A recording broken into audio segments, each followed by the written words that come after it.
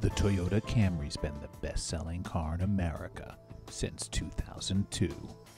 Year in and year out, we keep sending the Camry back to the top.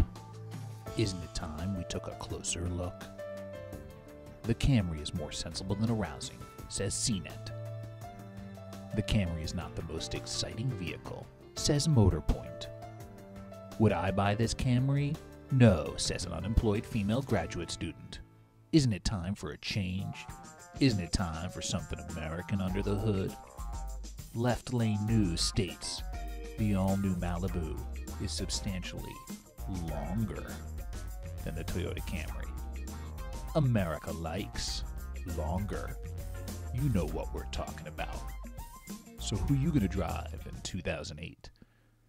Drive Malibu, America's midsize sedan. Paid for by Americans for Malibu in 2008 and visit drivemalibu2008.com for more information.